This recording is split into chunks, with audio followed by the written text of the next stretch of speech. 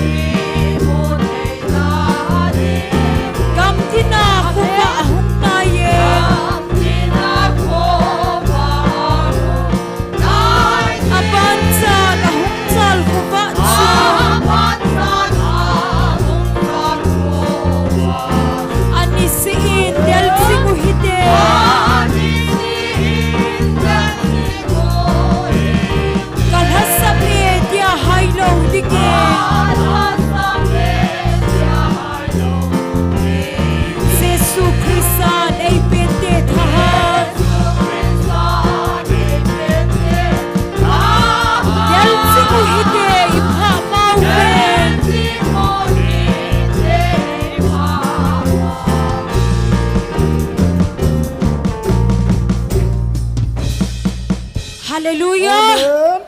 Pagkaya pay. Padzosin. Pagkaya pay.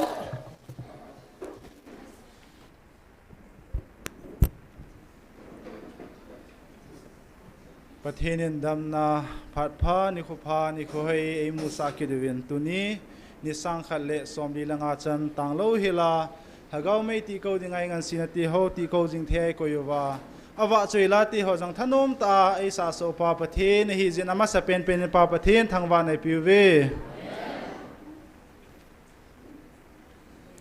Bible chang mun khat munin sim de inge Amos bungit chang som lakhat na kon chun thamhan sim suinge pakai pathini na seije ven hitabang ni kho chu ahung hlungi kenjong gam sunga kil khala sading an ngai na le tui du cha na kilwang heloding pakai thu sei ho za ding ngai cha na kil hiding a hi mi ho tui khanglen khana ko na tui khanglen chom khana ki to lewa salam gam ke ya pat ni solam ge ya chi diu pakai thu sei hol na anung lam amalam haito jing diu ahi wanga amu do di lo hel diu hi pakai ni kho chule nunga hoita hole gol hang ho jong dang cha dupla su diu hi thu thing sim naw pathini bon sa wading in phathe bu pi taw han tuni ikiman chana dingu program sim thana nenge tunia tauna ailam kai pi ding hi pastor thangneo hung hin tin pathian wa choila sading hi nu wa le nu lc ning boy abale ani nai nu nem nei chong athum na hi nu wa hi tauna lam kai pa en phat hin man ting le hin sa ding hin ko ding hin te chi chu tu ni ikeman cha na ding program chom lama ka hin sim tha hin tin tuin tauna hanane utin pathian tu ni chan ge ya ta sa hagau dam nei piwa nisang khala somli langa chan ho jong ei ho hat mana em ho phat mana hilowa pathin ama ngei lu na wanga sun zom jing the chi zom jing the koi zalwen pathin ko ma ki pa thu seina hanane yuti ani na hin jing ni ko he counseling hong hi ketain vel za khala somli la khat vel hin na hong hi ding he ta hin chi counseling jong ke tu ke cha buinom lo hela pathin mo pui vai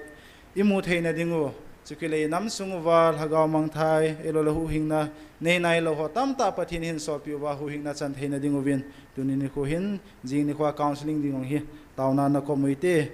abana hen khat le khat na ki taw pi tu ke nuitin pathian hagau theng thu phun ei thu pi ho hagau mei ti ko ding lang eja chom chom ai ma mi mala hiong le pathian thu pi ho init zo jing theina dingo ikal son zo jing theina dingo vin khat le khat na ki taw pi tu te aji choi mo ha na kal sung thei pan la thei hi po ve na hi chun pathian ko ma ichi zo jing theina dingo panila zo jing theina dingo vin tuni ni ko hen lai mo na hong hoen lang online na hoi jong le pan bun vai pan zo jing theina dingo vin khat le khat na ki taw pi tu te chu chang si ding chun taw na han ne yu tin taw che na chu ke man he nei tangi tuni bon chaw vin ana taw ti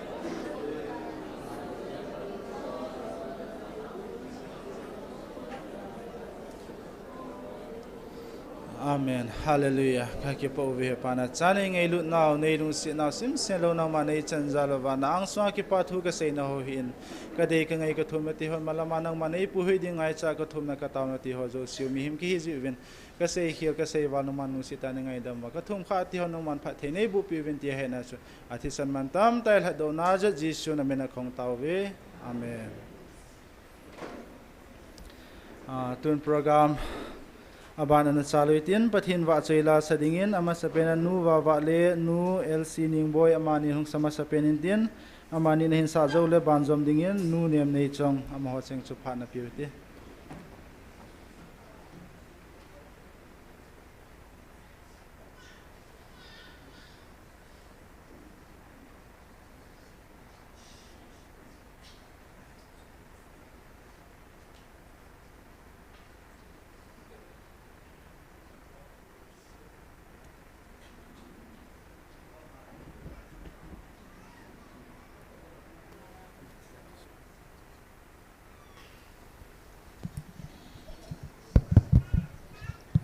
Hello.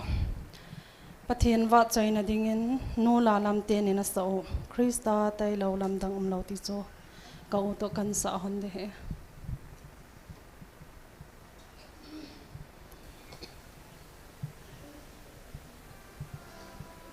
Hãy subscribe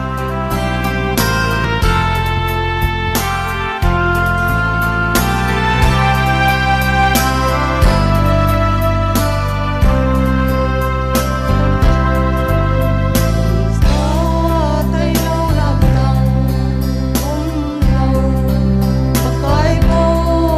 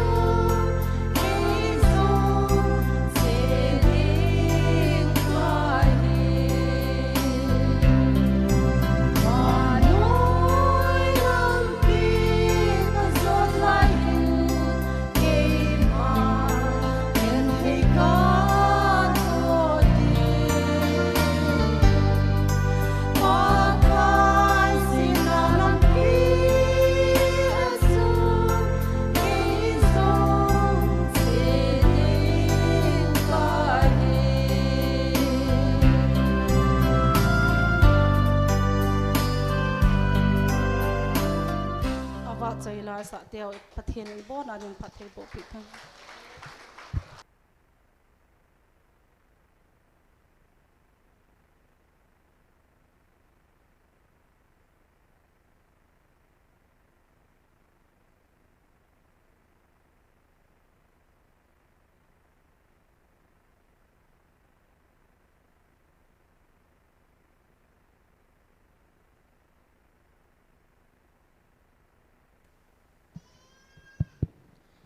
ama sepenin phat phai pe wa pathen thang vai mhan lang pathen wa choina dingin jesu nei te hin kho nom pe ne tilain sang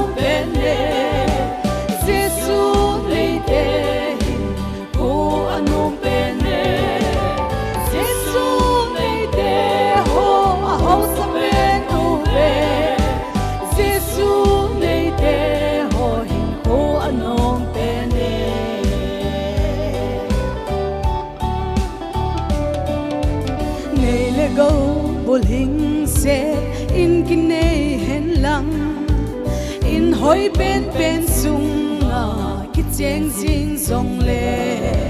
thakau wang bo na chang lo te adingi ki pa na di da wang a him him po jesu nei te hin ko anom ben le jesu nei te hin ko anom ben sa ben uve jesu nei te ho hin ko anom pene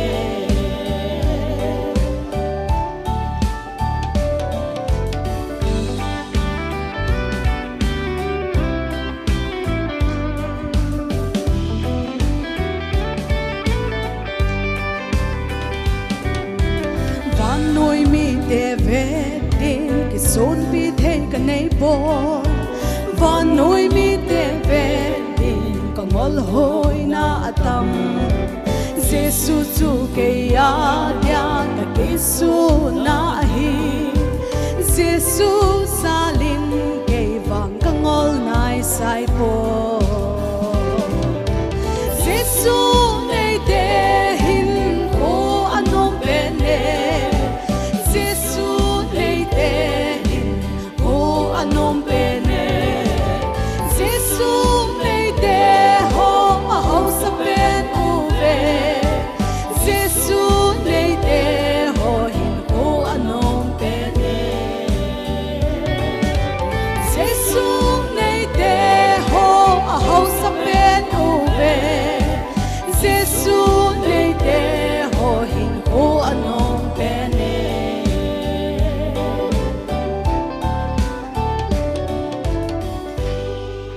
Thinin pathe bo pe ta han ka ke pa e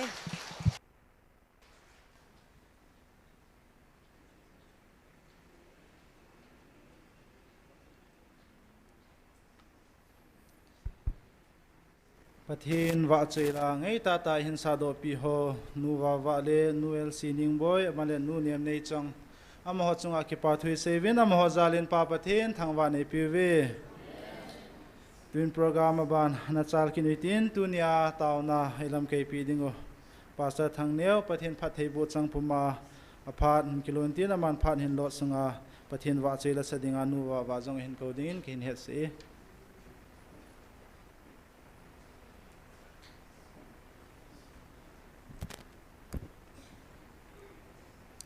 Amasan ipu pathin ami pa keidinga kazol pa ti amin voleu ipu Abraham bakain ni thumlam pia jot sa mun thing anapi an ho pi banga wanui le sit gam hitilaya mun thing ei pi wa hitsa mun thinga o kiza sa na munahi tunit san gya taw khom the ei koi pau ei pui hoi pau tunit san gya al havinga e khomova angai lutna halim noya tunit san gya galai ta koi kipa kham galai ta koi nam kipa kham galai ta jong lungmong ta kipa ta ama wa chei khom ei koi pau hing jing hat chung pathin thangwa nai pe ve hallelujah amen Hallelujah. Tula. Tu hab da sung su kai nei piong holiday hong hi le. Sanung jong holiday. Hab ta kira kai kit hon kit ding ta in. E chen suti sung be ti in. Hab ta khat sung ta bang hi. Kat sang ka taw po in. Kai nei pi hin sanu to jing ka sila taw nan ka kil hon khom theven.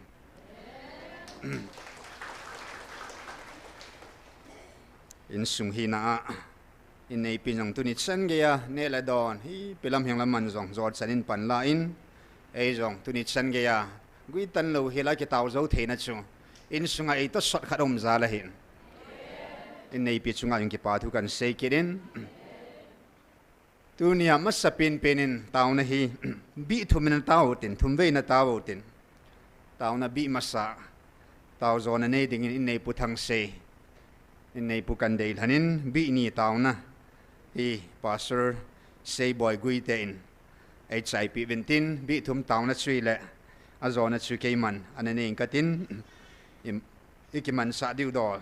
thum ve taw diu wa kong ki gut na thu kan se hintin tu hin tauna masapen pinana lu dau ten pathinin ka ko tam ta a hin hlen dol hom cha hi anatin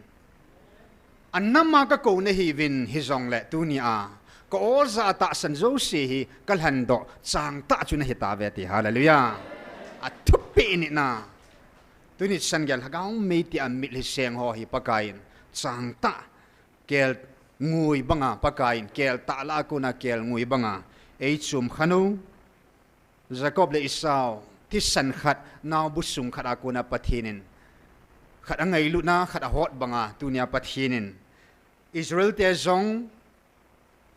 annama alhan hi zong le ata san lum pathin anakan thinga ata san hobo kanan gaman lung hin hitsi banga e hon namung pathin e ko naw sunga hi oza ta sanumin oza a taitom om tain tunia e ho ata san ho chunga pathin agitip na khat sang thon lo ding a hin tuni hin de in ke ho in sungjong pathinin hagaw mei mit sa lo dinga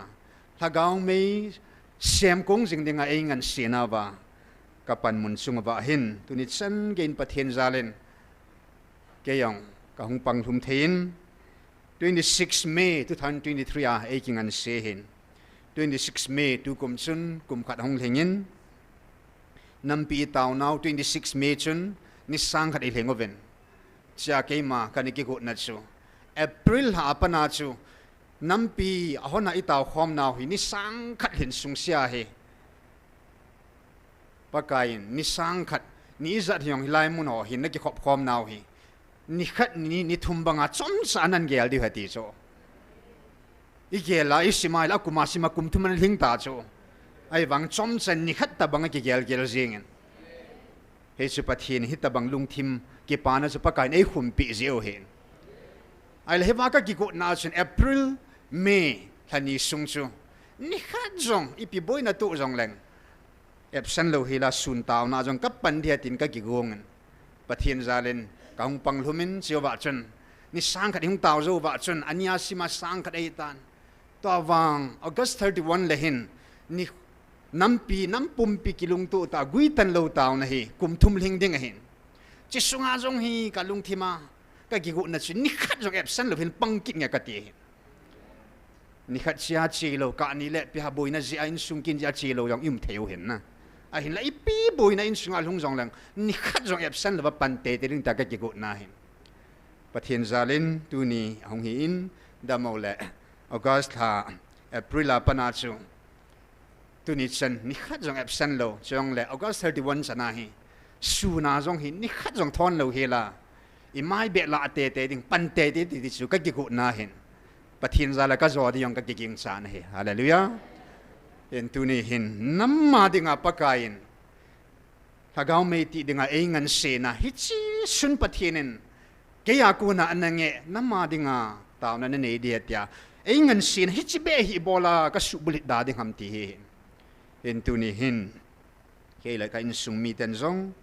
a che sa pathin ngai ka chanwa tu chan zo kham khama ki pan bangin hin helai muna taw na lam kain zong ki pang si in jingka zong le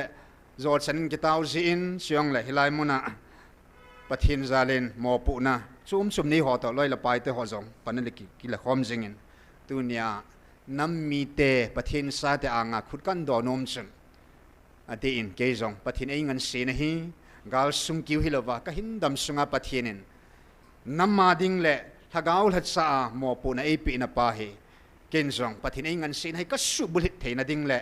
hagaw mang tam ta man hat sa ka hi theina dingin ka in sung jong pathin dei dan to a in sung kilung tu ta ka ji ka sa hin hagaw lama jong ta salama yung kilung tu ta kita son de la pakai kin bor jing the in sung ka hi jing na ding ovin ta sal hagaw lama na taw naw tunin khut kan do in nei taw pi vin ti chu hin het se denga hin tu ni in kale ke taw pi tu vin ati mangin hin tu ni hin ke ho in sunga ding mo mong na tum be in taw na kan ngai sat hin tin e bon savin ana taw tin in nei pu thang sen taw zo na nei pi hanu taw te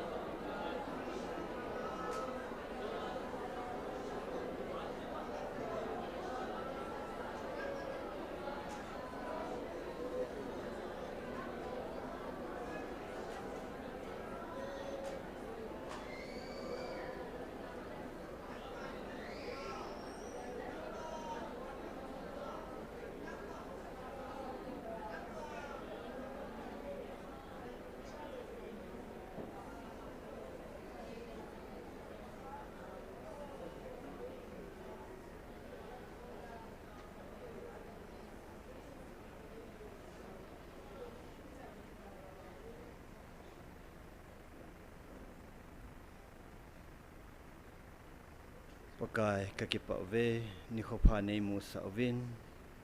nangin khat le khat kitau pi to win na thu pi ho kanit wa na kom hlun na ding lampi nei sim pi na ho lungil ta en tunin jong mi cheng khong tau khom ve ka tau khom na wa pakai nang ma na dei lam ka bol do wa ka sei do thein divin ka tau naw lungil ta nei san pin divin Nazareth Jesu minin ka hong tau khom ve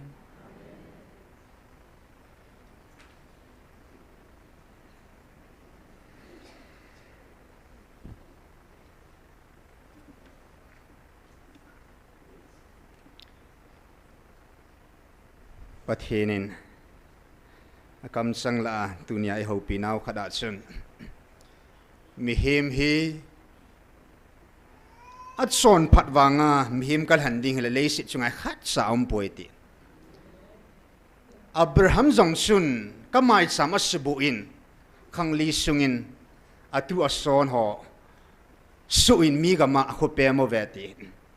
Abraham jing jong chun pathin lung to ta dam tai le bor khila nei ki de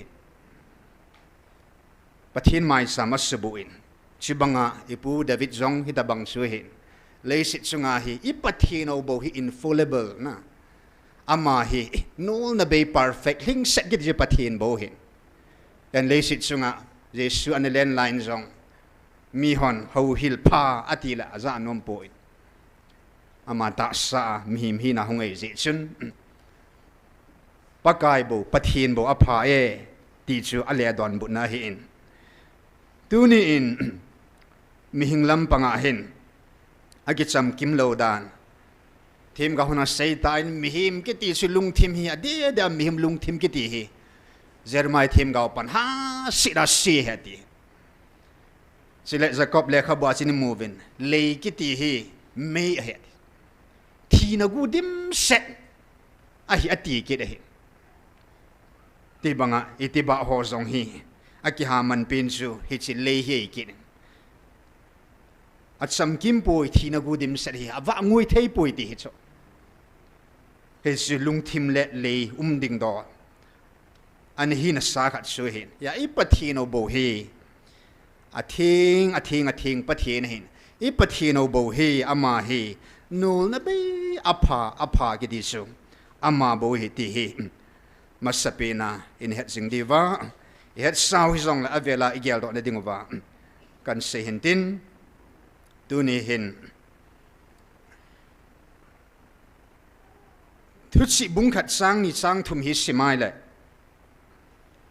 mixing ta pathina koi lengpa Solomon pathin chi in api vai hom thim na nam deil han te changa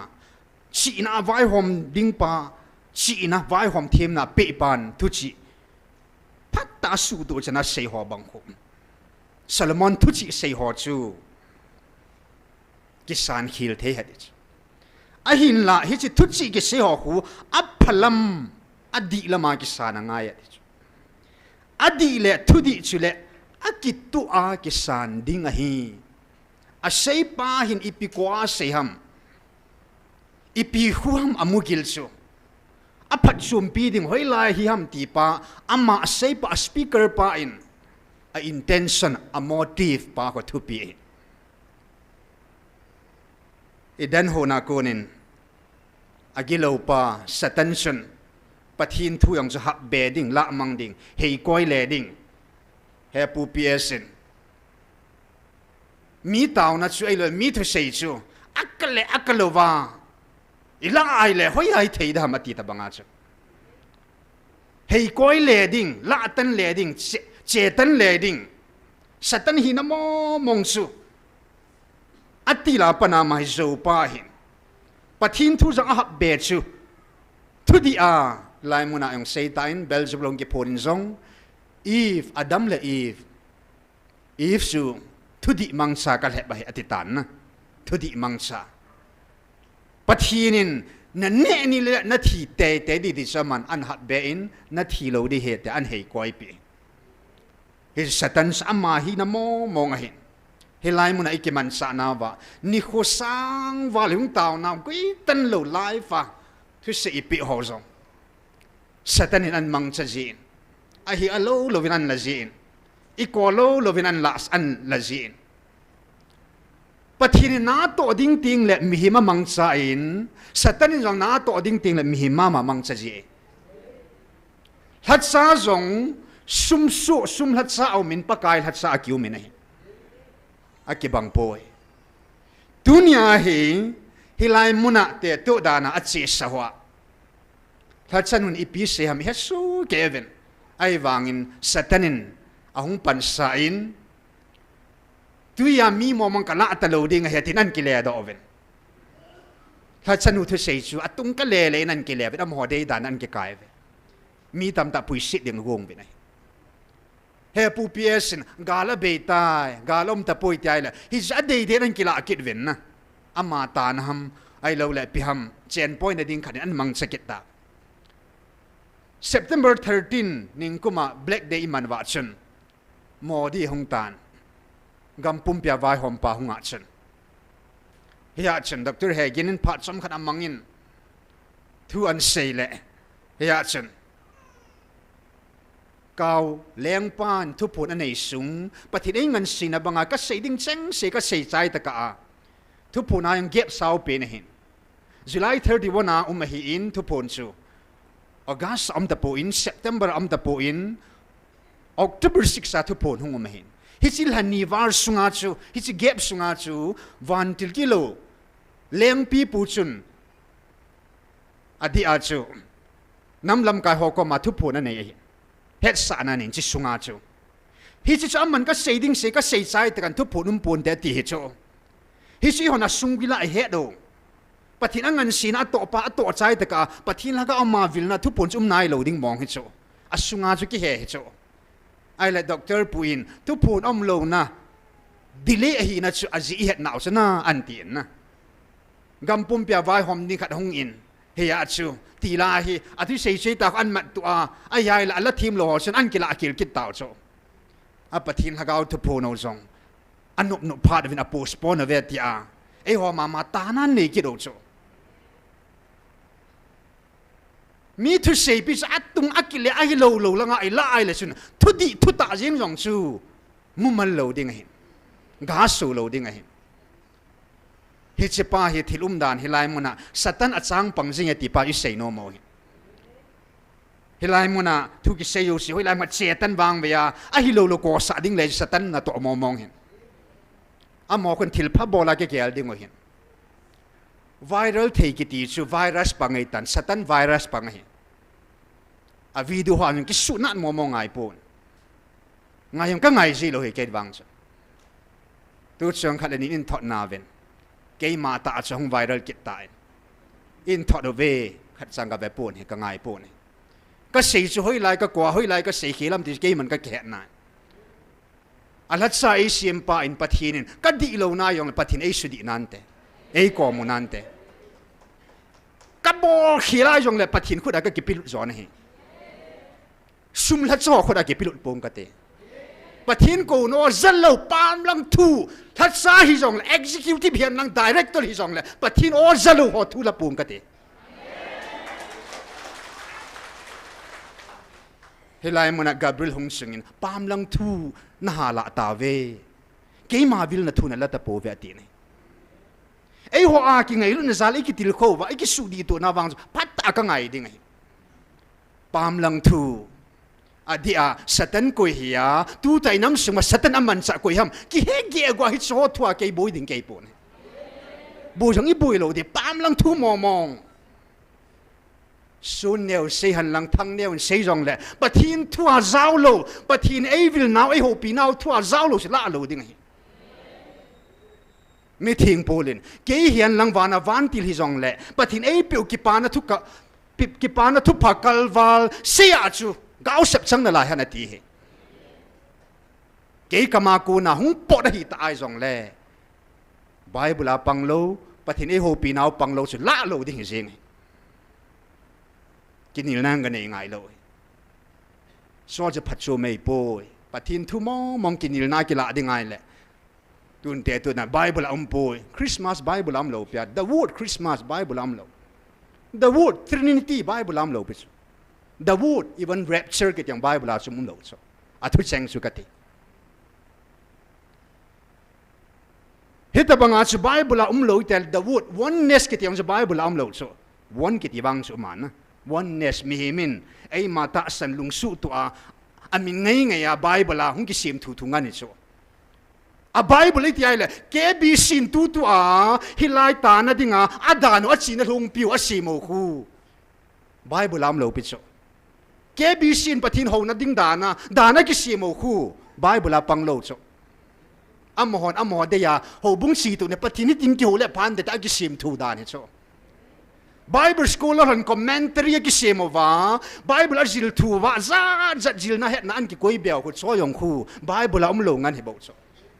commentary zil thu hak be ki sim thu ngan e bo tu ni hin koi si ga oi mo now e poi tu ni a isei do no mo khat om ja chu in se o hi inam sungova adia Christian sunga jong koi ham khat in that sa khat in sein satan sanga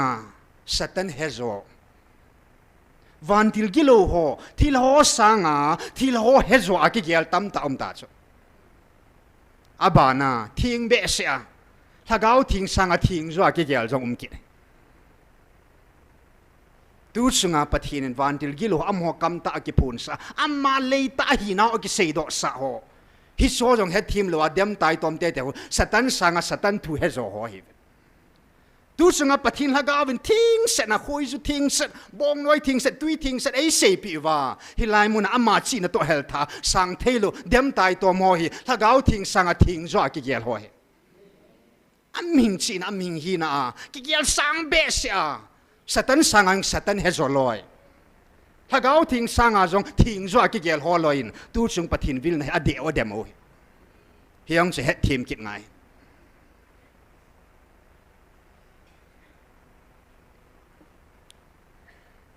ya thu chi bung som thum chang som le lia panas som la khala panas som le li simai le mi him hi za liu medis mi him za li la achun akhang sunga mi him chon dan phat lo na pa cha sei su ke khang li sunga ai lo mi him za li ho hi hita bang khang mi te hita bang mi ano medis a sei khat chui le amma ki lung gela thing sana thinga ki gel au medis za li la chu khat te ho a thinga giờ cái sự thắc áo thiên sang thiên rồi li va cái gel loi a hatu xem dám him ta bằng à quay ham sát leading quay ham thì mi chung thu cô là thà đinh mặt đinh thì cái gong riêng a hatu trong xem dám him ta bằng à ipi hoya cầm mình cái xây đam thì cái gong mi him năng su mà hin lấy sự đây ya su kim cái a pa giống mà xây giống a gilo giống anun nem zong mai he chila chu itabang mi chu na hi am lai chu na sim le hon hoi ta ki chi ta i mu ding mo a thinga ki gel ama chi na ma het na bo thinga hoya ki gel loi omen a ha tu yong cham zam him ta bang et he ta bang mi chu mai tu ni a ithupi wa lu đầu tin su thing ding khat omen he jesu ana su thing otin thuil pa bung thum sang som dali ana sima saute thuil pa bung thum sang som dali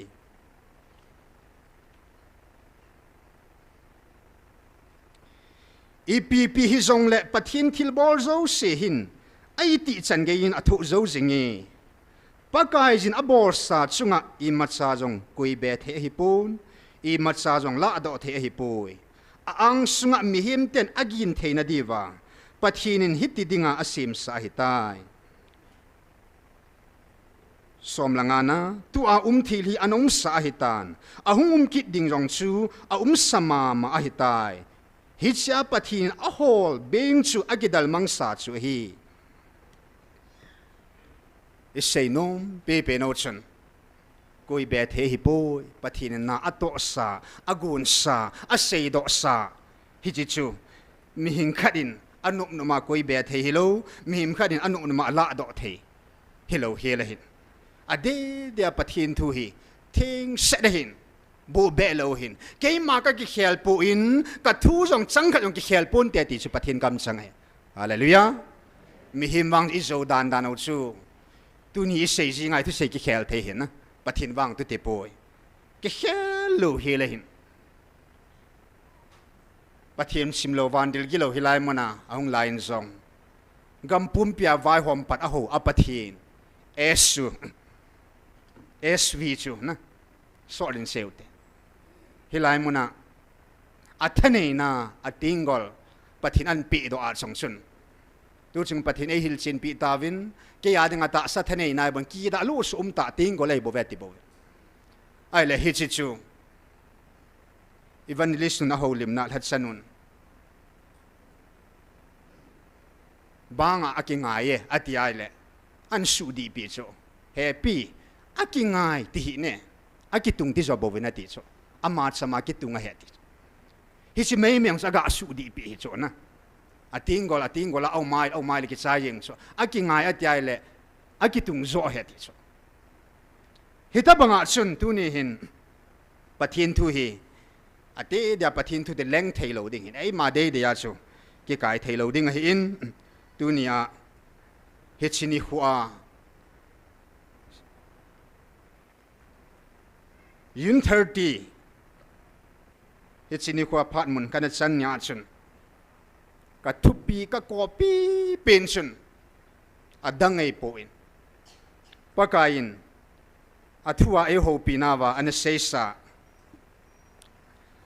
vanui pumpia namzo sila ka thil siam hola anang ho hi kal han sil ka khan thing kal han do chile nang ho ka building hi ka to gun sa anahita siam tila pana ti pa hi chi i pathino achuma hi in athingi chibanga e ho zong pathinin athing hiding le achum hidinga hilai muna athupo na sei thugu khada sei la chun thugu chu ipi ham tai la nang ho nam hi keiman nang ho vanui mi ho zo sila han chum han tum na hi naw phot sit na dinga mi him zo sila akun le thil siam zo sila akun le nam zo sila akuna keiman nang hoi dei chuma atum bea ka kil han tum ka ko chum ka dei chum na hi naw phot sit na mo mong hi tu ni in kanam lan Israel ten ka o za povin ka o na zave hallelujah hi china za chum naw he ti cho van til hon song hit tang kalung sumbo ave de hin ka o hitabang ka hopin van til ho jing ka o ka za sa poi ti cho kalung sunga vet wa cho ne bo vet hitabang hin koi ma ka o in he nge Israel te mi khat mi ni ka mi sa ho ka hopi nai ti so an namin hitin ka hopi kha poi ti cho ya ai hoi nam chum be nam dei lan pathinin a chum be dei tu mi hi now chosen pathinin ilek ai lan do a chum be ai lan silo ai hit thingo vanuya ko na nam zo sia ko na isu pi hola ko na jong pathinin ai lan sil now ai khan thing now mel mate ho to physical ta ai le khanova thaga wa jong pathinin isu pi hola wa ko na ai le khano hita hallelujah hi si izat chum now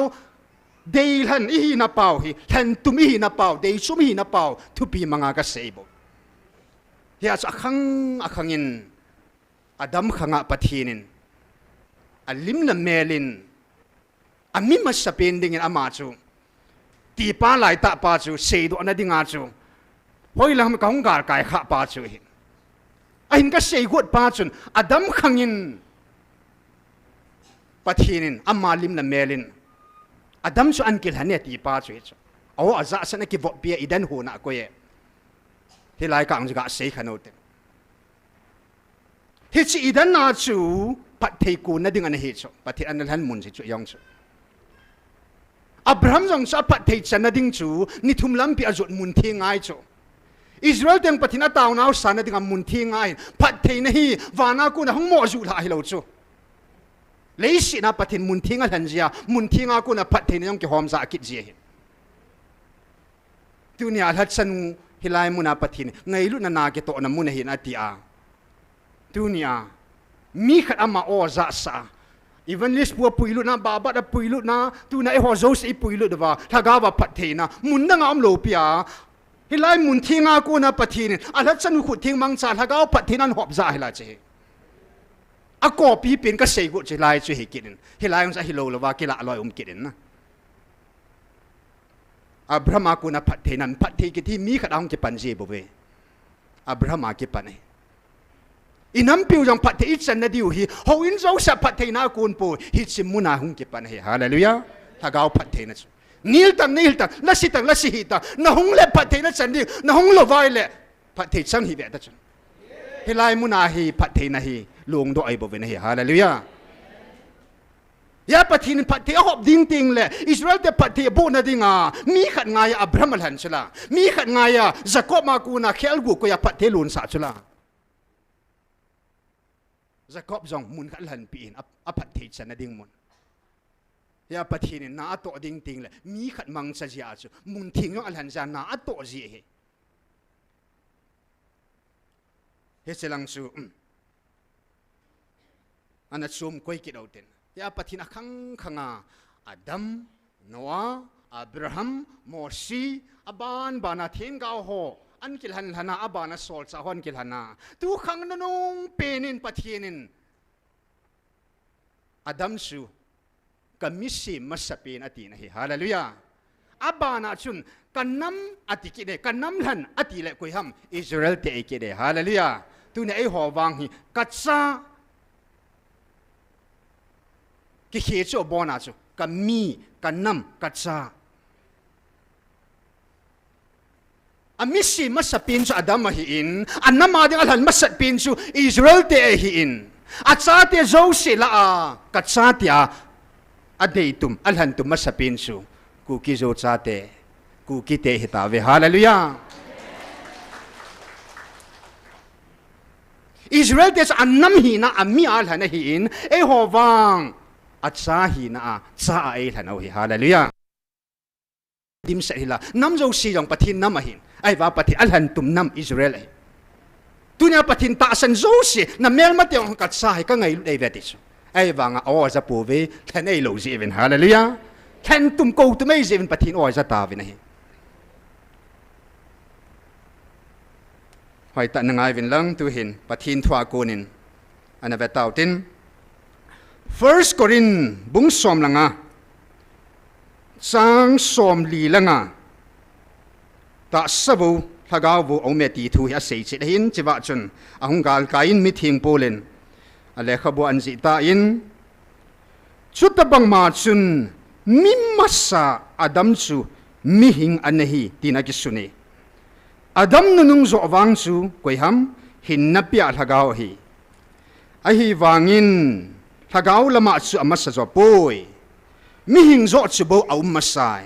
chu in bo thagao lama chu omi mi him masa chu leya ki sim leya ko nahin mi him ni na wang chu wana hung ko nahi leya ki sim mi te zong hi leya ki sim mi pa chu to bang chi hi van mi te chu wana pa ta bang chi hi ve chu leya ki sim pa lim ilo bang wa chu Vana pa lim zong ilo ding o hi pathina twing pathe bo piu han lang first Adam last Adam ki sema sanga ipi umam koi mana ki hepo ne last Adam nunung je sununga chu pi umam aum ho che heta ve ahin pi umbe kit de ham mi he mana ki hepo ne Adam masanga pi umam pathin bovin he Adam nanunga pathin pi agonam pathin bovin he abonen koi ma het sina ki umpon ahin hilaya chun akam sang ta amithing pulan seina chun Adam mimasa Adam ati chichu mihim masa ati kide mihim masa ati abanin tu chunga pathin ei hopi naw akam sanga konin naveki dotin ei hilchi ngai poin pathin thu chamala ma ki hilchi dehin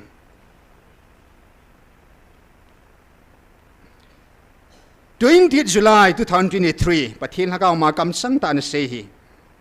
Bible hi ai pi lo now vanui api athui hing hi ai hil chin pi u a purpose ki che ta nei hil chin pi vin he wa hin an sei be khat omen 86 na achun verse 86 na achun pathin kam sang 20 July 2023 pathin kam sang a hin 86 na keiman ka ko na hi ve tunin nang ho nei la lam dingin nang ho kalhagaw ho nang ho kalhat sa ho anangai zovin kanam lam ka ho anangai zovin kanam mi te ho achingin zong amolin zong a hovin zong avain zong nabo novin anangai zovin hichilei se thila ahin ibola kisuboi na lai na hivam keiman ngai ute lai su keiman kamisim masapin Adam sunga hichilei sit hi thunei na kanapi sa hi bove ibola kapi sa thila chu kisalal la ki saboi na hivam munthum vel thum ta chini khwa hi vel thum ta ya min pha hin sang za le som thum na ajong avel sei kidin suyang le chang za le som thum na nya ajong Adam sung sang thuin thum ve amin pha e chinya ajong hin za le som thum la ni na achuna sein keiman kamisim sa Adam aku na thina umsu keima min na thita ve sang za le som thum na achun kami masa kamisim sa Adam aku nin ati e pathin athuing isim lau hin akam sang isim dawn phat theibu pitaw han lang hechlai ta achun pathin in hitya cha sei lai chu tu sei tui war rong theina chu rong le ei ma mi hing lung ger san kang nom the hin mi hing ki he jo he wa chun lei si da yong chun Christianity sunga yong sa ata san su nai za jong chu kana za kha hi Adam ma sang mi ometi wang jana se khala ni na se ka za kha ahin la hi chini khu a ka sei nom pen su pathin thu chu thing sa de hin bu be lo hin wanui api athua jong a sei lo akam sang a e ho pina wa jong a sei lo kami se masapin Adam ati lai ta Adam masanga mi tam ta ometia ka sei wang su ka sei hele ka ha be kha ai tai lai wang su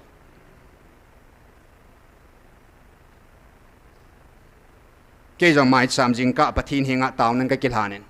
na kam sang ka be lap kha na selo ka sei kha hi pa kai nei ngai dam in tin ngai dam ka kithum sai ta ne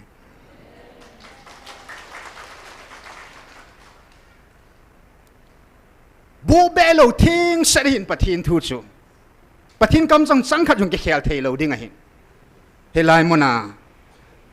kami sim masapin kami sim sama sapin Adam atilaya helai muna chu Adam su deil han a hina pa mi zo sela a thil siam zo sela a ti a hil si na pa chu bol ta lo hela helai ta kan la tan kha ai le khalani ina wa mang kha o hin tu chung pathin ei ho ei hil chit pi ta vin na ta sau ki sima sam nal hagaw ki sima sam nal hagaw hi ke man kan ki loi pi sai tai ta sa ju kan sima hi wa hagaw ju kan khum lut ai na ta sau sanga na hagaw hi ka sima sa dai tai na ta sau i mading ai pu ka kho sa pi pen jul hagaw he ti hallelujah hilai muna chun Adam masangin mi om tai ti thu su boi na ding ai puin boi pi ding jong ai puin i masana pang puin hagaw bu pathin thu pia ko e hagaw lo pi dan sile pathin ei hon nam hi sim tila ku na avil ding hi anagun sa Adam asim masanga pana leisi asim masanga pana ei hon nam ei lhano ei vil dingo ei hon nam sunga thilgun sa hi pathin alung thima anakoi sa hi ta na hi hallelujah ei ho masangin mi he masang pe injong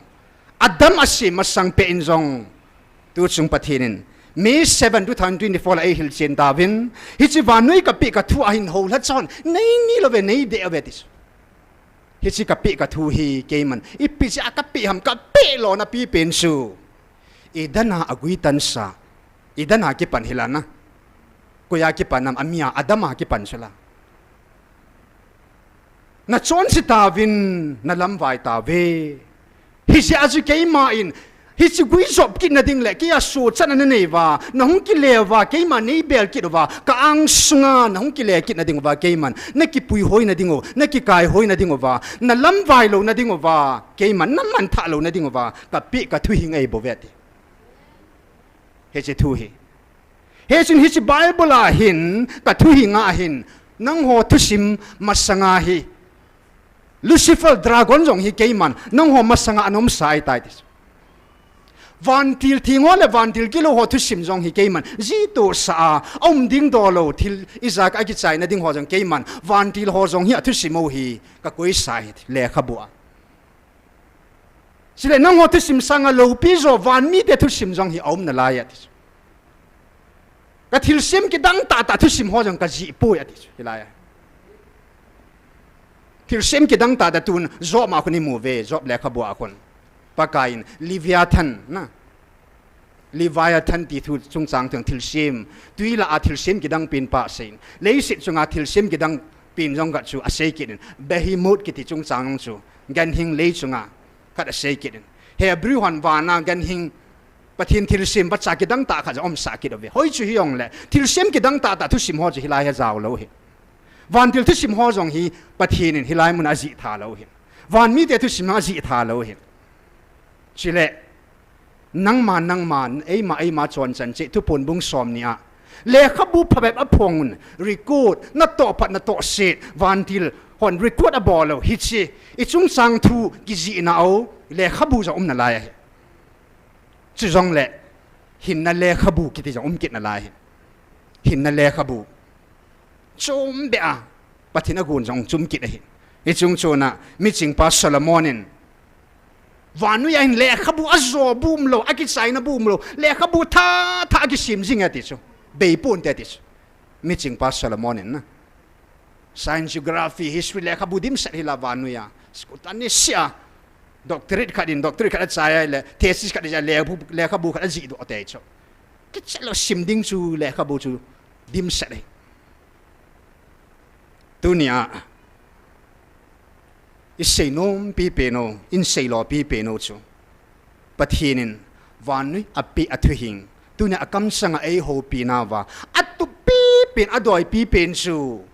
thu sim dang ei poi kinil na ding zong ei poi pathina kho sa pi pen chu thagau a hi thagau thu bo chu kho sa pi pen ning leise tu ai thu pi ei poi chuyện này bắt cái missing mi team họ gì à lấy sự missing mi team họ thu gì à âm họ ra lấy sự giống hi yun 18 nhà họ hết cho ai họ pina và âm họ ra lấy sự giống hung mang na lai thế âm họ gì à na giống hi na cái đam hi sổ bé hết chứ missing mi team họ ra low team ai team họ gì à giống lấy sự hung mang ding lấy sự hung kí sube ding chuyện là âm họ ra lấy sự hung mạ thà na lai ding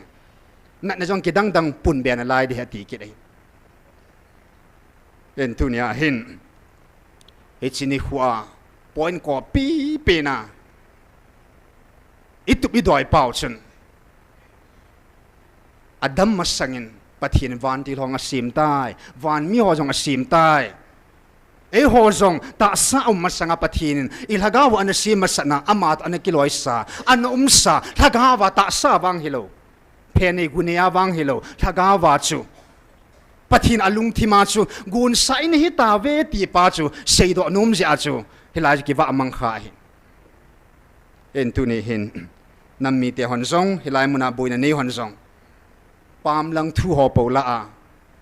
pulam thu ho po la a bible la pathina poi mo la ji thain tin a poi mo la pathina thu pun zau sa tan te thu puna zau lu mo mong le a bible la pang lo ho mong ho hi ke ya kun ta kan sei do kam sang yo ila lo diu hi thula lo vai koi diu hi ya pathin thu hi athin na bang la hoi na bang atui na banga it sin diu he ti chu tunia hil sit da goma sei chit da goma hi ka hin sei hin tin mi hing ki hi in mi hing lunggel san new mentin di banga ai ma lunggela aus tia ikilhun sau khan nong sanom ji kha hin hilai chu pakai mina ki ngai thim diwa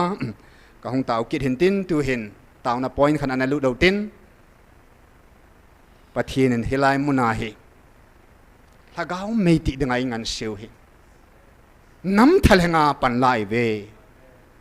Krista adinga Israel nam thalenga Gideon asipe za thum hon gal ko no hi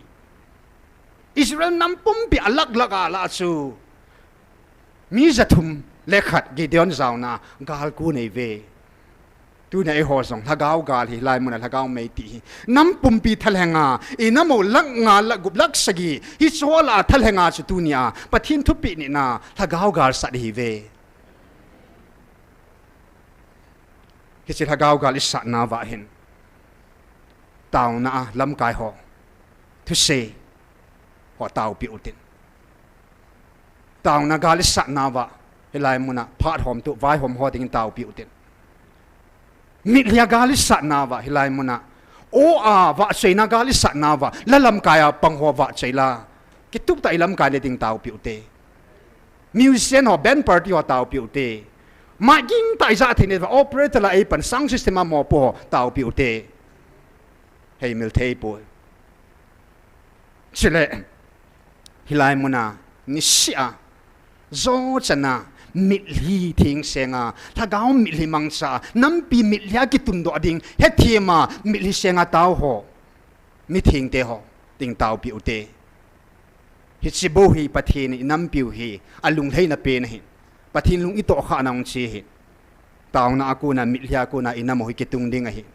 he chen hi chi la sam thei la dai thei po ve pam lang thu mo mang la lut po te kin jang po lut dang ka te nang po lut dai thing senin van dil thing hole van mi thing set ho to lung thing senin mi li thing seng tao jing oi te hallelujah en tu ni na tum ben e ho tao khom ho sunga thagao mei pathin ei ngan se na bangova phatante mi thelo mei ti bang se hin a phat ni bang chum lo de hin na he ong hi ta ki pun kho ma taw na ni khu hi anga ni jong hum ding a hi Israel te jong kanan gam aluding ovin aluding part ovin pakain thagao ta samei lo mahin ta samei ko ngahin mu thei hite ni che pathit ala do ta nei van mana ho jang hita po nei amon a ki hol thu ta vi nei ya chi ho jang gam tip gam su it chut lu ni niu la chun pakain hita banga ki pun khoma ni si taw na wang ta lo ding a hin na I pui lung ta vai hi sum ta lo ding a hi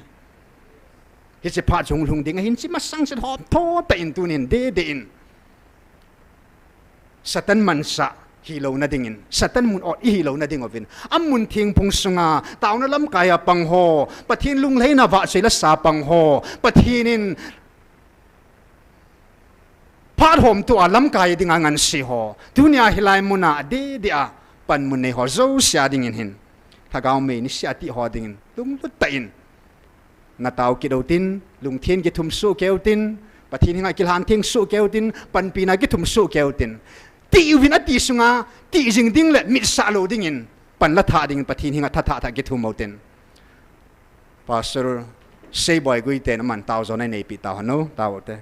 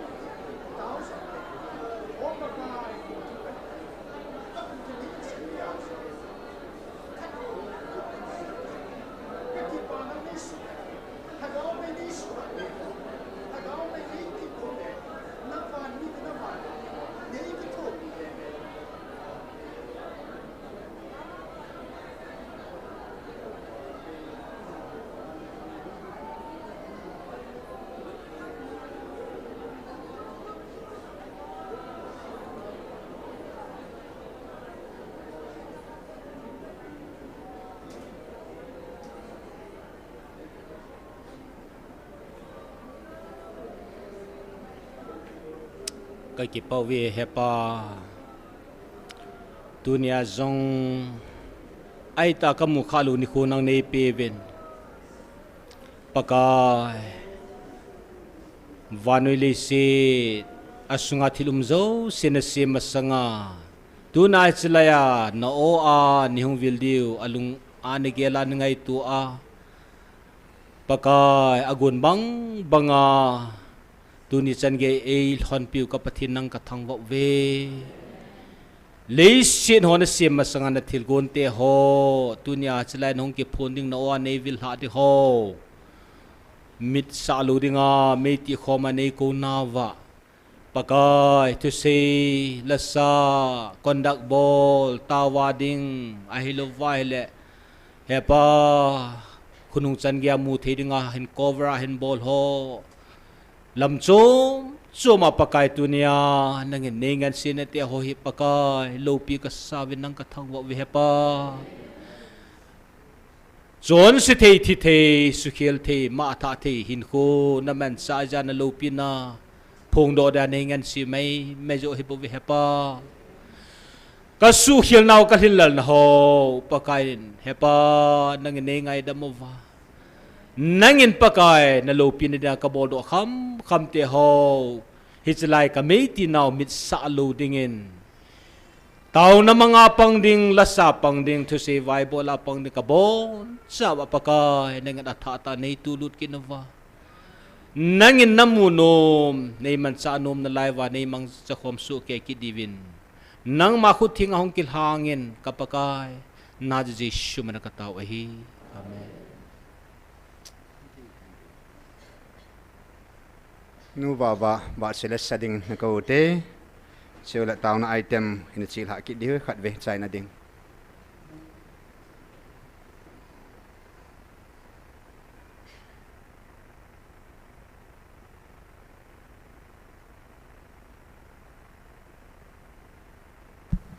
damna phat pha mandam tai piu pathian ka thang wa in pathian wa choila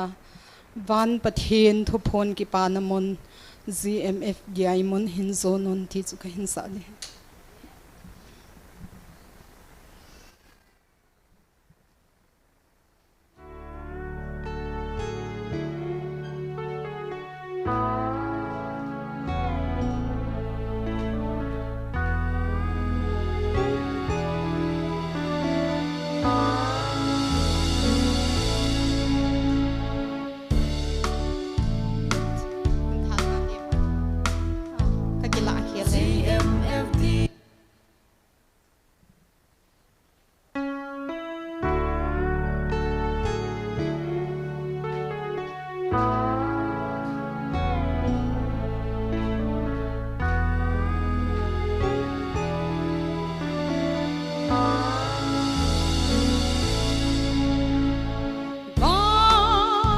Pathin thu phon ki pana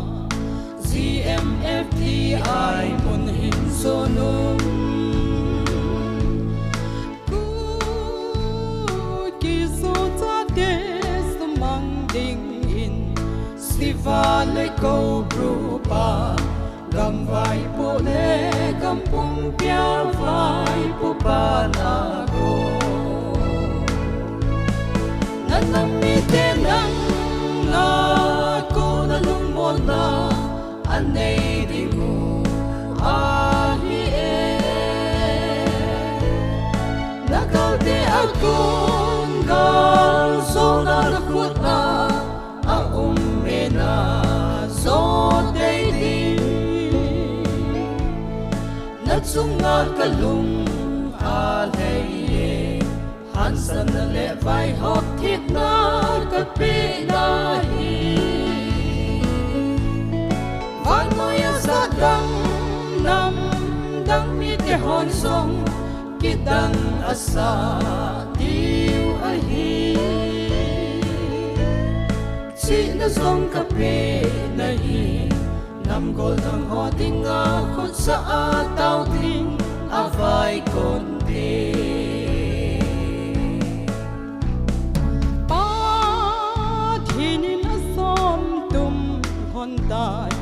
Email mo si vale ko rupa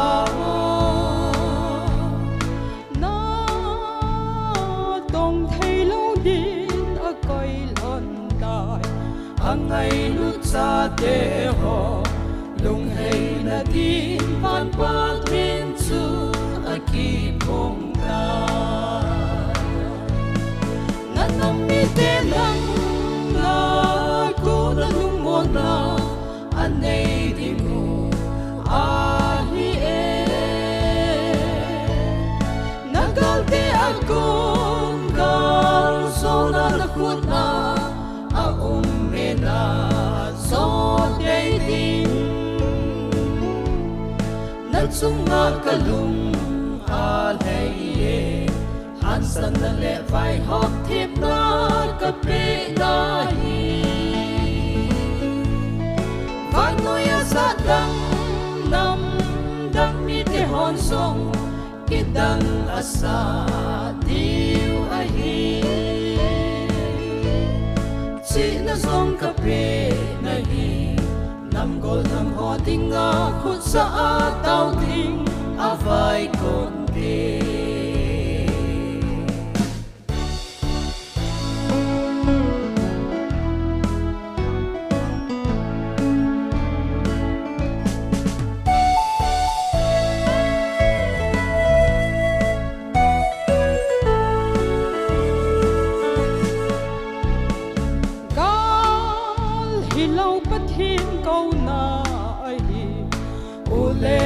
te ho ki khol phau te tha gau mang thai ho pui do ding in tha gau mai mit lo vin ngày lu na mi hi lung pung min tao sing go te na nam mi te nang na ko na lung mo na anei di mo a hi e nagal te akon gal so na khut na a me na so day din na sunga kalung alay hansan na le vai hop tip na kape na hi vanoya sa dang nam dang mi te hon song kidang asa diu ahi si na song kape na hi nam gol nam ho tinga khut sa tao ting avai kon te pathini ni bon sa ba din phat thai bo pi tau han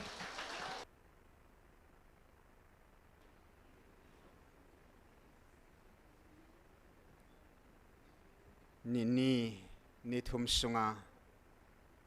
su zong hitai talo thi san du cha thi sana lun kang sa ding lung thim pu farao lung thim sanga zong lung ta zo gam pum pi le gam sunga vai hom pa apathin hon som kona at sa te hinga hen tama chat theilwa la pa leng chunung jesu thangwa nom han satan lengam simhan hallelujah satan lengam simhan muthim lang khal ki ho han hallelujah gar ki pat masa gal zo masapin te hi tu sung gal hi gal hagau gal hin pathinin gam sunga thilaleng gam pumpia thilaleng te ni akan tamin chat theilovin at sa te masang aki surrender sa ta pathin sa hinaw gal zo nei musa ta ve van til gilo thilaleng pai pathinin koi manam koi cha hi zong le amasang abo khup sa po ni aki sa khapo ni aki hesan je bible a elizabo hin bal thim gaw apathino athilalengo aho pau pathit hen tom ta Sipan ilizain hetain pathina hen tom tai ka khudai pido tai bal thim gaw apathin ho su bal pathin su a hen tom tai ti het panin kovin na pathin kovin ei mu khat to hin te akhang nai poi ha tha pen jap leu chun ati ai le ayang ho ta so hallelujah apathin ki hen tom ta chat thei ta poi ti het so tu chung te pona alhagaw aki hen tamai le ta sa chin pi bol ta dam hallelujah Hesun siva ko brin aman sa chu igal mi teo ta sa khu hin amani ki hen tom parin amo jong ki chagam tawin tu ni chen ge in gal bol ngam an ta povin hi hallelujah gal ma sai zo pi upatin thang vai num han gal nu kha jong ei zo pi de hallelujah gal i jar hum de jong le wa nui pum pi ke khat no ho do ding in ki din te jong le hung kon jong le gula dai ban nang ho langa ka thil siam zo sik nang ho langa pan ta ai le gula dai ban nang ho langa ka pan sa tai le nam lin ta ka nung ki gong jong le ama sang hat zo nam lin ta ka pe sa nei ta ve hallelujah hallelujah ta sa Israel te pan adin piai le thagau Israel te tu ni chen ai din pi zeva adi dia hi chi khupia thal chang kha jong ki ka lu ta po nei pathin khupi hallelujah koi zalam ami pa chunga gal zon an pi sai ta ni koi zalam alung leina latsa in nei kha zeu hi hallelujah pathina tun lat sai nei ve pathina atuna mi pai nei ve pathinin keiman nam khat ka tunding tele koi ma ka ngan se poi tis keima ta ka kipat do ja ka tun ji hallelujah amma ta pan na chu thil siam lo sia langa pang ji van til zo siang pathin langa pang ta in pathin ei hola ma pan jin athil siam zo se jong acha te langa pang ta nahi iti ham pha wang pha hiu ta mel he gal zo bang wa ipi gal naga gal tangkhul gal pium jong le pakain zo na ipi tho tho di thu wang ji sam phan na thu di wei tiu he na a thu hat ding jong ke wong ke do ten zo na wang ji chan tho tho di he ipisinam tile Israel te kanan gam lut pa pathinin Israel te nam neu cha koi mamu kham lo wa nui hena tung do pa pathinin abol nai lo hila thuchum abol sa ta ai le tu na e ho nam tun do di ha sapun ha ma ding wa nui hena na namu ka tun di hati pa hi akitip na hi gam tem na lu di hi akitip na hi hallelujah he chi gam tip ilu na ding ole tu ni a van mun ichan theina ding ova pathini ho aku na ngai chapin nampi wa ngai chapin khat ana sim do utin hechi pathinin 25 December 2025 ning ko ma in ho pin sau hi in abon hin simpung ka te Isaiah bungu Isaiah mune chile ama ki ko thu chu hi in he ve poi ma ka sa tham tham kan sim di he chang thum na chun seraphim khat ma chu akovin aza athing ki ti chu thanei pin pakai hin leisit pumpi ama lo pi na dim soe hallelujah iho pau pathin hi athing thanei pin ha chu nung hingjing pakai hi hallelujah leisit pumpi ama lo pi na thanei na thil bol theina dim sa dei hiya chun changup na chun seraphim hola akunin khat chun ka hinga ahung lengin akhuda chun mai cham phunga kuna che ahin che do meal ahin choye hi chi meal chun Isaiah thim gaw pa ne phute ni atong khatan na thim mon akila mangtai chile na chon se ki ngai dam tai hallelujah inam piu pathienin tunia it's on sit now ei ngai dam pi wa tu na oi za sau hallelujah pathin ham phat i chan now hi thagaw me ya inamo hi pathin a hal thing ai hallelujah Isaiah man sanu ma hal thing banga tu na pathin yong ke yong ei hal thing in nang ho zo sing ni kho hi zat na hal thing ai hallelujah ipizenam asol num zia aman sa num zia nang ho nam sunga hlan silna ka neya chang ta chang si ka khop khoma kel ngoi chang si ka khop khom ting le abana vanuya ata san ho ka hlan kit ding hi hallelujah i ho na ma ki chai lo hi chi ko nei i mo pu naw hi ama san nang ma ani na nain sung abana ho bung abana nam sung abana vanui bana til sem nam kim ju le ba chan ge ya hi chi thui ka za sa nu me hetis yun 18 to ponya chi i bat do hi mo puna lim ta nei ve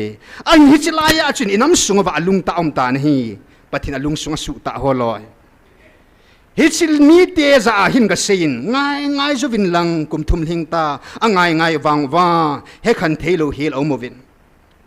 amu wang wa hi chabang pathin lo pina amu wang vin pho chen thelo vin om gam ta ve nam sunga wa hi chi mi te ata san thilo lung thumi thawin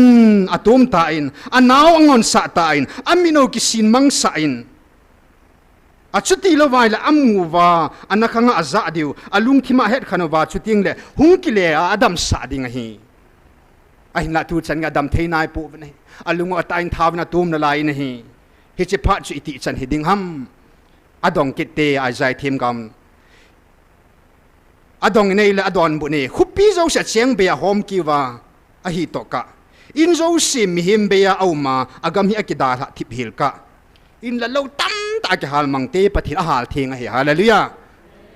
Abraham zo ke man ka ko vin sun a ho san na agam lei sit apu appa a in ku a ho san na ka da ha sa ki wa ka ko he de chapakain mo si yong chu leng chan u chapa hi na hi cho zo si chu ka da ha sa ke man a mi te to gan te thu dinga a hom ki wa ka ko he de ei ho jong pathinin van nui pum pi na ei tun de ei man sa num je wa ei mal thing wa i gam i go ho in i lo ho a ha thing hi mi jong i sanam ka ei thiu hi na hi cho zo se chu pathin phala pathin phat sa lunga hi mel ma pa chu nga phal na api ai chu ta bang lunga hi lung ta ga jong hi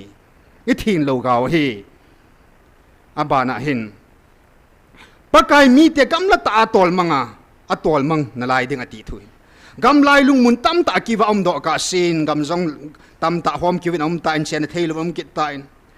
gam sunga mi som la khat dan jong le ka wam kit ding na gam sunga chu abona ki tol mang din yam ta khat kha jong le amang chu ka wam kit ding he de chu he chi jeng jong chu dol thing ham gang pi thim hang banga aki phu lu teng jong le akung bul kitung dan tabang ahi ka sia ding ahi ka ngim set ding thing phung tabang hi jong la ka ngim set ding akung bo dan de akung bul ahi lai ka la do num pin hi chi su pete inamo kitun na dinga poi mo pin hi chi mu chi chu hi akung bul chu mu chi thing chu hi hallelujah akidal ha am sun akya thing set nunga abul akung bul dan hin hi chi akung bul chu mu chi thing hi tu na inam pumpiu ki tun do na dinga angai cha chu thagau thinga hi hallelujah thagau thinga ko na ngai lu na thu thing chu hi ngai lu na mu chi bo vai namo ki tung ding ngai lu na mu chi apoi mo e nam song wa pathina mo atun do na dinga wa nui gal zong ngai lu na cross gal a zo Israel ten kanan gam ngai lu na zala na pui lu dei bo ve tu na e ho zong ngai lu na zala namo ki tung ding hi ngay lúc nằm muchi thiêng pathin thu thiêng angai pathin thu ta angai pathin thu angai pathin hagau thiêng angai je namo tun na dinga ngay lúc na thiêng angai je hi muchi thiêng tia sei na lai tai ka la do nom chu ngay lúc dai hi apakain vanui ka pi ka thu sunga hin ke man asang pina chung nung pina ka koi khat ome thil khat hi chi thu hi I tabang sim long la chun het na zo si theology zil na izat nei jong la chun amugil au meni amuchi thieng namat kha lo le kan poi na nga de man tha na hi dingai hi chi bible akoi muchi thienga akoi achung nung pina akoi chi pa in hepan se tu chunga vanui pi ka thuing sunga hin keima in ka ho pi na hi chi thuinga hi agom swa lo pi pe na chung nung pe na ka koi thil khat o me a thu pi pen agil pen a chung nung pe na asang pe na ka koi chu thina jong ai na thu ta achon jong ai na thu pi a hin jong ai na keima lung lein da ba che la sa jong sei na tun jong New Testament ko na ho bung ki phut ta ve sabat ni loi umove cheptan loi umove baptai chan dang chum chuma chang umove athua tuya phum tho loi min chum chum in chang ove ki vai pu dang chum chum che ni ki se move so chu pathinin bible hinan te isu hinan te a hina hi chu thu pi pen an hi lo hi a chung nung pena pathina koi lo hi I doctrine hi chung nung pena na koi lo hi in thin na jong thu pi jong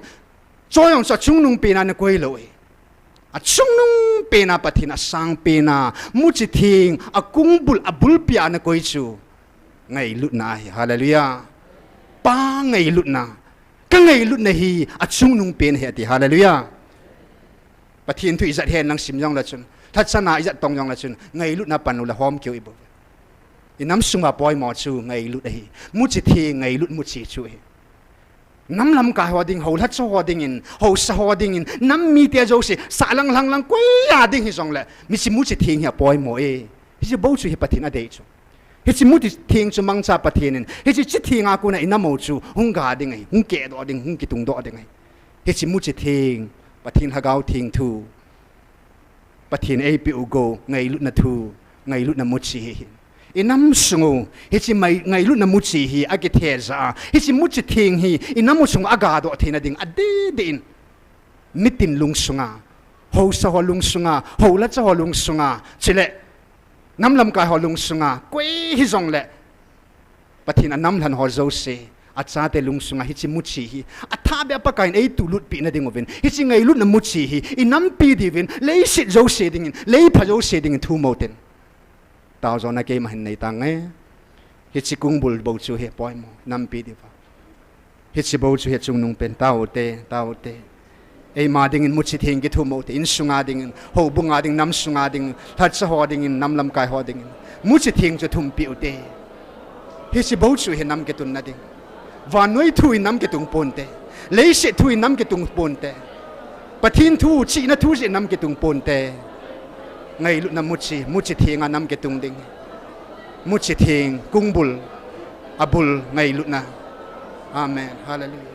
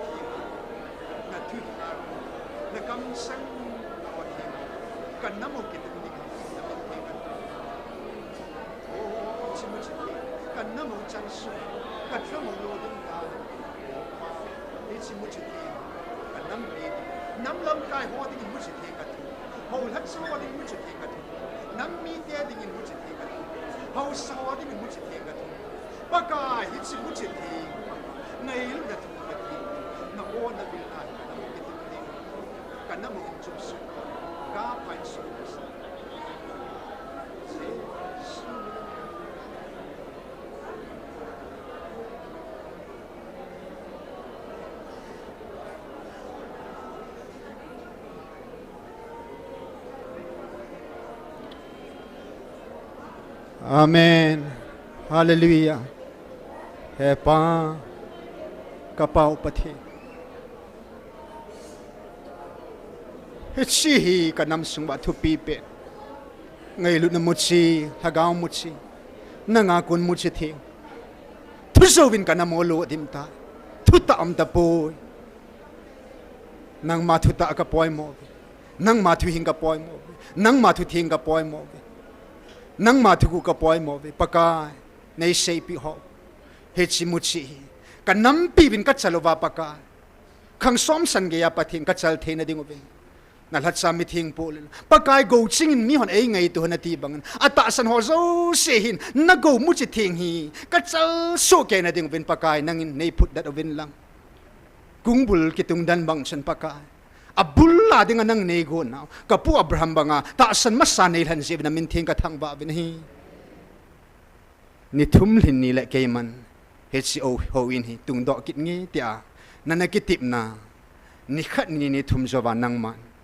na tho do kina thagawa Israel ho in chim sa wa noi ho in chim sa na tun do kit bangin kan namo